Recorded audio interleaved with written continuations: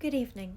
Today is the 5th day of Adar, and with Purim just around the corner, I thought that a fun way to celebrate it might be to read Esther. So tonight we'll start with Esther chapter 1. This happened in the day of Ahasuerus, the same Ahasuerus who ruled over 127 provinces from India to Ethiopia.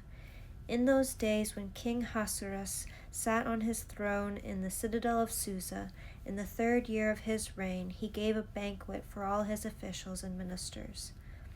The army of Persia and Media, and the nobles and governors of the province were present, while he displayed great wealth of his kingdom and the splendor and pomp of his majesty for many days, 180 days in all. When these days were completed, the king gave for all of the people present in the citadel of Susa, both great and small, a banquet lasting for 7 days in the court of the garden of the king's palace. Okay, so these people partied for half a year, like 180 days. A year is only 365 days. So they partied for half a year, and then they partied for another week. There were white cotton curtains and blue hangings tied with cords of fine linen, and purple to silver rings and marble pillars. There were couches of gold and silver on a mosaic pavement of perfumery, marble, mother of pearl, and colored stones. Drinks were served in golden goblets. Goblets of different kinds, and the royal wine was lavished according to the bounty of the king. Drink was by flagons without restraint, for the king had given orders to all the officials of his palace to do as each one desired. Furthermore, Queen Vashti gave a banquet for the women in the palace of King Ahasuerus. From now on, I'm just going to call him by Xerxes because that's what we know him by, and that's easier for me to say.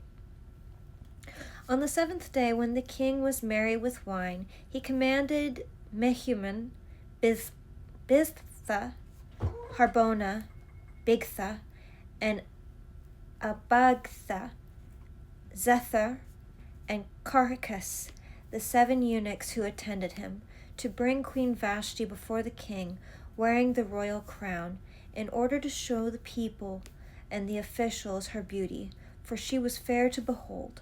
But Queen Vashti refused to come at the king's command, conveyed by the eunuchs. At this the king was enraged, and his anger burned within him. Then the king consulted the sages who knew the laws, for this was the king's procedure toward all who were versed in law and custom. And those next to him were Karshena, Sethar, Agmatha, Tharshirish, Meres, Marsena, and Mecumen, the 7 officials of Persia and Media, who had access to the king and sat first in the kingdom, according to the law that was to be done to Queen Vashti, because she had not performed the command of the king Xerxes conveyed by the eunuchs. Then Mecumen said in the presence of the king and the officials, "Not only has Queen Vashti done wrong to the king, but also to the officials and all the people who are in the providence of King Xerxes. For this deed of the queen will be made known to all the women, causing them to look with contempt on their husbands, since they will say, 'King Xerxes commanded Queen Vashti to be brought before him, and she did not come.' This very day the noble ladies of Persia and Media, who have heard of the queen's behavior, will rebel against the king's officials, and there will be no end of contempt and wrath. If it pleases the king, let a royal order go out from him, and let it be written among the laws of the Persians and the Medes, so that it may not be altered, that Vashti is never again to come before King Xerxes, and let the king give her royal position to another who is better than she."